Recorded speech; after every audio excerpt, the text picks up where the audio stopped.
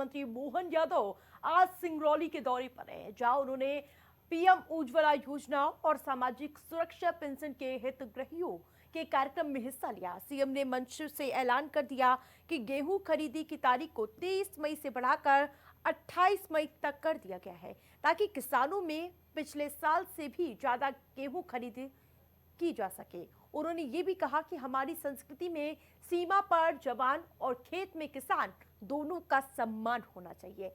CM Mohan Yadav ने सामूहिक विवाह को बढ़ावा देते हुए ये बात कही कि ताकि गरीब परिवारों पर पूरी तरह से कर्ज का बोझ हट सके।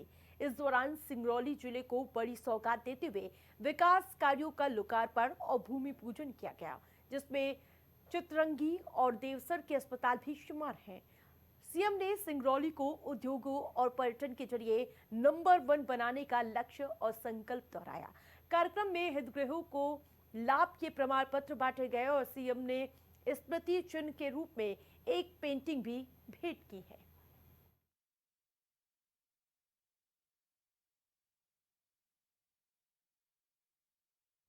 मुख्यमंत्री मोहन यादव आज सिंगरौली के दौरे पर रहे। अपने इस दौरे के दौरान सीएम मोहन यादव ने सिंगरौली स्थित एनटीपीसी कैंपस में पहुंचकर वृक्षारोपण किया। उन्होंने खुद अपने हाथों से पौधा लगाया और उसे पानी दिया। इस मौके पर मुख्यमंत्री ने पर्यावरण को बचाने और धरती को हरा भरा बनाने का संदेश दिया। उन्होंने कहा कि आज के समय में पर्यावरण का संतुलन बनाए रखना बेहद ही जरूरी है और इसके लिए हम सबको मिलकर ज्यादा से ज्यादा पेड़ लगाने होंगे। कार्यक्रम में एनटीपीसी के अधिकारियों सहित स्थानीय प्रशासन और बड़ी संख्या में लोग मौजूद रहे। सीएम के इस कदम की स्थानीय लोगों ने काफी सराहना भी की। यहाँ लगातार अलग अलग कार्यक्रम में रहे हैं। यहाँ नीचे जमीन के सोने की खदान भी और ऊपर बच्चे भी, टॉप में 10 जो बनते हैं उसमें से 5 इसी जिले से आते हैं। मुझे इस बात का प्रसन्नता भी है और ये आने वाले समय की दृष्टि से हम इसका मास्टर प्लान बना रहे हैं सिंगरौली के लिए और विकास के लेकर के। मध्य प्रदेश सरकार के पास कई सारे प्रोजेक्ट हैं, बहुत जल्दी उनके रिजल्ट भी आएंगे और जिस प्रकार से हमने अपने निवेश और रोजगार को लेकर के गत वर्ष काम किया था, उसके बलबूते पर ये पूरे हमारे आसपास के जिलों को भी रोजगार यहाँ मिले, इस तरह का प्रबंधन कर रहे हैं। उम्मीद करते हैं कि यशस्वी प्रधानमंत्री के नेतृत्व में जब मध्य प्रदेश आगे बढ़ेगा तो सिंगरौली नंबर 1 बनेगा। देश भर में पेट्रोल डीजल की कीमतों ने आम आदमी की मुश्किलें बढ़ा दी हैं। पेट्रोलियम कंपनी ने 9 दिन के भीतर तीसरी बार ईंधन के दाम बढ़ाए। शनिवार को पेट्रोल 87 पैसे और डीजल 91 पैसे प्रति लीटर महंगा हो गया। मई महीने में अब तक पेट्रोल डीजल करीब 5 रुपए प्रति लीटर महंगा हो चुका है।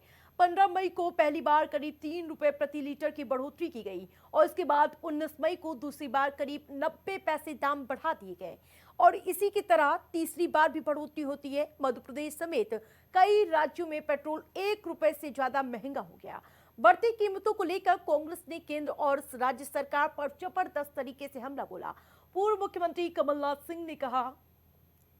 ने कहा कि अंतर्राष्ट्रीय परिस्थितियों का हवाला देकर जनता की जेब पर डाका डाला जा रहा है। उन्होंने आरोप लगाया है कि मध्य प्रदेश में पेट्रोल और डीजल पर भारी टैक्स वसूला जा रहा है, जबकि आम आदमी को महंगाई की मार लगातार झेलनी पड़ रही है। छत्तीसगढ़ कांग्रेस में प्रदेश अध्यक्ष की कुर्सी को लेकर चल रही बयानबाजी के बीच पूर्व मुख्यमंत्री भूपेश बघेल का बयान सामने आया है। टीएस सिंहदेव और इसके अलावा दीपक बैच के बीच सियासी खींचतान पर भूपेश बघेल ने कहा वे टीएस और सिंहदेव के किसी भी बयान पर प्रतिक्रिया नहीं देते हैं। रायपुर में मीडिया से मुखातिब होते हुए चर्चा के दौरान भूपेश बघेल ने कहा दीपक बैच पिछले 3 से 3.5 साल से प्रदेश कांग्रेस अध्यक्ष के तौर पर काम कर रहे हैं और संगठन का नेतृत्व कर रहे हैं। किसी नेता प्रतिपक्ष बनाना है और किसी प्रदेश अध्यक्ष बनाना है, उसकी जिम्मेदारी देनी है, ये फैसला पार्टी हाईकमान करता है। मैं इसमें अपनी बुद्धि नहीं लगाता हूं। खबरों में आगे बढ़ेंगे और मध्य प्रदेश की आर्थिक राजधानी इंदौर से बड़ी खबर सामने आई। यहां के कई इलाकों में जल संकट पैदा होता हुआ नजर आ रहा है। विशेषकर नेहरू नगर, भागीरथपुरा जैसे क्षेत्रों में पानी को लेकर हाहाकार मचा हुआ है। स्थानीय लोग पानी की बूंद बूंद के लिए तरस रहे हैं। भीषण गर्मी के चलते पानी की किल्लत ने लोगों की मुश्किलों को बढ़ा दिया है। मामले की गंभीरता को देखते हुए इंदौर नगर निगम के अपर अपर आयुक्त आशीष पाठक, क्षेत्रीय बीजेपी विधायक रमेश मेंदोला और जल कार्य प्रभारी अभिषेक बबलू शर्मा ने मोर्चा संभाल लिया है। अधिकारी और जनप्रतिनिधि लगातार प्रभावित इलाकों का दौरा कर रहे हैं और टैंकरों के जरिए पानी की सप्लाई को सुचारू बनाने का प्रयास किया जा रहा है ताकि जनता को जल्द से जल्द इस भारी संकट से राहत दिलाई जा सके। 1.5 महीना करीब हो गया भैया, बहुत परेशान हो गए। अच्छा, तो आपने यहाँ के पार्षद या किसी से बोला? हाँ, सबसे शिकायत करी थी भैया। फिर क्या हुआ? वो भी बोले थे कि सबर करो, आएगा। अच्छा, तो पानी की बहुत दिक्कत हो रही है? बहुत दिक्कत हो रही है भैया। तो गर्मी भी बहुत ज़्यादा पड़ रही है, उसके बाद में पानी मिल नहीं पा रहा? नहीं मिल रहा है भैया, भटकना पड़ रहा है, इधर उधर से भल्लाती है। अच्छा, कितनी दूर जाना? इधर से जाते हैं, उधर जाते हैं 3 नंबर पे। हाँ, जिन माता जाते हैं, जीन माता पे भी जाते हैं भंडे। 5 मिनट 7 मिनट आते हैं रोज के, और गंदा पानी आ जाता है, 2-3 बाल्टी भराती है, बंद हो जाते हैं। हाँ, और हम जिन माता भी जाते हैं और इधर नेहरू नगर में भी जाते हैं। बोरिंग आ रहा है कि नहीं आ रहा? नहीं, बोरिंग भी बंद होगा अब तो, इधर का बंद हो गया। पानी को लेकर क्या स्थिति यहाँ पे? पानी की समस्या बहुत ज़्यादा है, यहाँ पानी बिल्कुल भी नहीं है। यहाँ बोरिंग भी बैठ चुके हैं और पानी की समस्या बहुत ज़्यादा है। यहाँ नई लाइन डलने के बाद भी पानी नहीं है।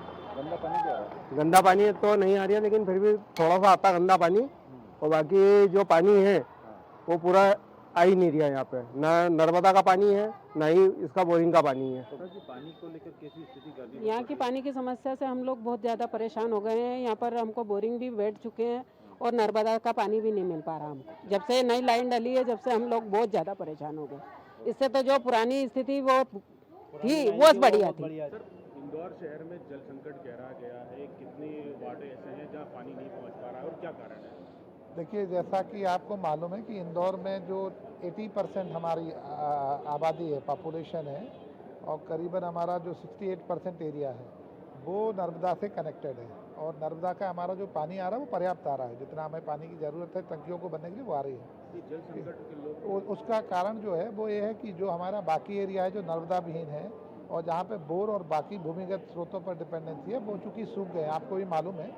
और जब बोर सूख गए हैं तो उनकी पूरी डिपेंडेंसी अब टैंकर्स पे या वैकल्पिक स्रोतों पे हो गई, और उसका जो स्ट्रेस है, उसका जो दबाव है वो टंकियों पे पड़ता है। इस कारण से कई वर्ष से मध्य प्रदेश की राजधानी भोपाल से बड़ी खबर सामने आ रही है, जहां पर आपको बताते चले कथित दहेज हत्या मामले में सुप्रीम कोर्ट ने बड़ा कदम उठाया। सुप्रीम कोर्ट ने इस पूरे मामले में स्वतः संज्ञान लिया। घटना के बाद से ही पीड़ित परिवार न्याय के लिए लगातार संघर्ष कर रहा है। मामले में अब दूसरे पोस्टमार्टम की तैयारी की जा रही है और पीड़ित पक्ष का ये मानना है कि इस पोस्टमार्टम रिपोर्ट के आने के बाद बड़ा खुलासा होगा और उन्हें न्याय जरूर मिलेगा। फिलहाल शव का अंतिम संस्कार पोस्टमार्टम की रिपोर्ट आने के बाद ही किया जाएगा। इस पूरे मामले में हर्षित और उसके पिता की भूमिका को लेकर भी चर्चाएं गर्म हैं। बिल्कुल होगी, इसलिए तो सेकंड पीएम का मांगा है, तो उम्मीद पूरी है और हमें पूरा न्याय मिलेगा 100%। ये पूरा मामला कुछ शो तो लिया है, इसमें क्या लग रहा है आपको? कुछ आपके अब देखिए कहाँ थे हम लोग, आप सबको ही पता था कितना हमने स्ट्रगल करके यहाँ तक पहुँचे और सो मोटो मिला, तो सोचिए कितनी बड़ी बात है हमारे लिए। एक लास्ट राइट के लिए बात चल रही है, क्या इसमें यहाँ पे अगर जो पूरा पीएम आ जाती है, पीएम रिपोर्ट आ जाती है, उसके बाद आप लास्ट राइट के लिए जाएंगे? हाँ जी, करेंगे। तो क्या वो भोपाल में आपने सोचा है? That will his father, Tisha के फादर डिसाइड करेंगे। छत्तीसगढ़ में बढ़ती गर्मी अब जानलेवा साबित होती रही है। रायपुर सहित प्रदेश के कई जिलों में तापमान लगातार सामान्य के ऊपर दर्ज किया गया। रायपुर शहर का अधिकतम तापमान 44 डिग्री के पार दर्ज किया गया, जबकि माना एयरपोर्ट पे पारा 44 डिग्री के पार पहुंच गया। मौसम विभाग के मुताबिक ये सामान्य तापमान से करीब 2 डिग्री अधिक है। देश में पिछले 24 घंटे के दौरान गर्मी का असर प्रचंड देखने को मिल रहा है। राजनांदगांव में 46 डिग्री पार पहुंचता हुआ नजर आया तापमान। वहीं दुर्ग में भी इसी प्रकार 45 डिग्री तापमान दर्ज किया गया। मौसम केंद्र रायपुर ने चेतावनी जारी करते हुए जानकारी दी कि अगले 5 दिनों तक रायपुर, मध्य छत्तीसगढ़ के 1-2 इलाके में तीव्र ग्रीष्म लहर चल सकती है। राजधानी में आसमान मुख्य रूप से साफ रहने की संभावना है, जिससे धूप और अधिक तीखी महसूस हो सकती है। दोपहर में तापमान 45 डिग्री तक पहुंचने के अनुमान है। छत्तीसगढ़ के जांजगीर चांपा जिले में कांग्रेस नेता के बेटे के मर्डर के 3 आरोपियों को पुलिस ने गिरफ्तार कर लिया है।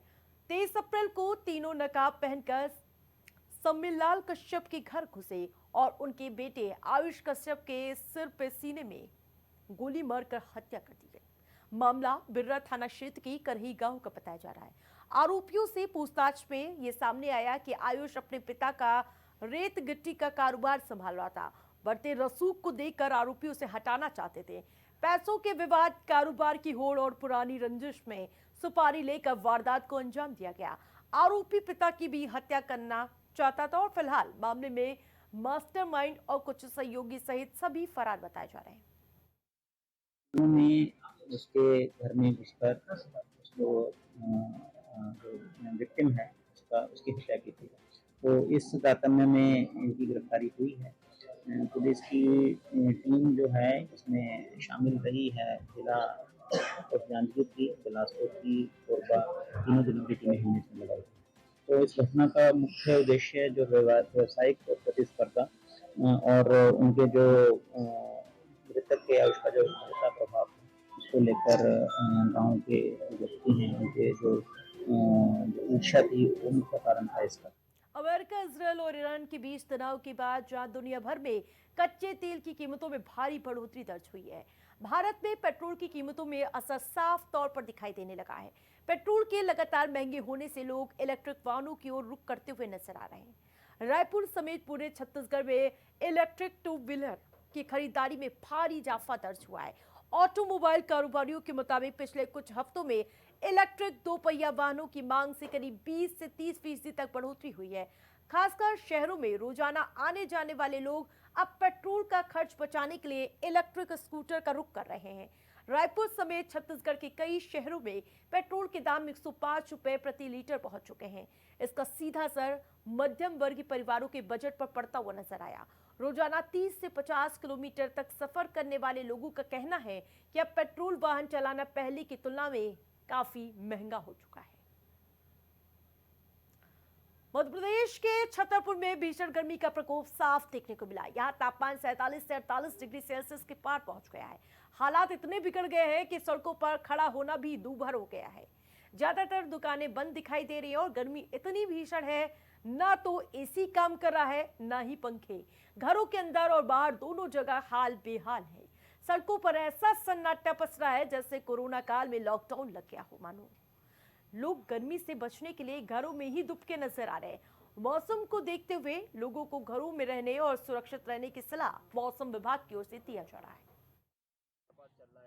अरे सन्नाटा खचू कछु चला ही नहीं रहा बाजार में, ना कछु बेच रहा हो, कछु है ही नहीं, यहाँ सब कछु है ही नहीं। गर्मी कैसी पड़ रही है? अरे गर्मी ये नहीं है तेज पड़ रही। अच्छा, तो कोई बिक्री नहीं हो रही? हाँ, कछु नहीं हो रही।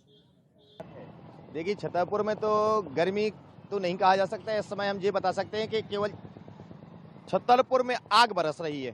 वो आग इस तरीके से बरस रही है कि आपको बताऊं कि सुबह का वक्त है, वो अभी टेम्परेचर लगभग 40 के लगभग पहुंच गया है। यहाँ पे 47 और 48 छतरपुर का टेम्परेचर हो गया था। आज रविवार का दिन है, सोचा था कि सुबह से कोई काम निपटा लूँ, लेकिन ये स्थिति है कि यहाँ पे रोडों पे खड़ा होना भी दुर्लभ हो रहा है। मैं सामान लेने के लिए आया था बाजार में, परंतु कोई भी दुकान अभी खुली नहीं है। रोडों पे सन्नाटा पसरा हुआ है और गर्मी के कारण वो हाल है कि ना घर के अंदर चैन है ना घर के बाहर चैन है। एसी भी काम नहीं कर रही, पंखे भी काम नहीं कर रहे और रोडों की स्थिति तो ये है कि यहाँ पे खड़ा होना भी दुर्लभ है। फिलहाल लेते ही देखते रहे इंडिया सुपरफास्ट।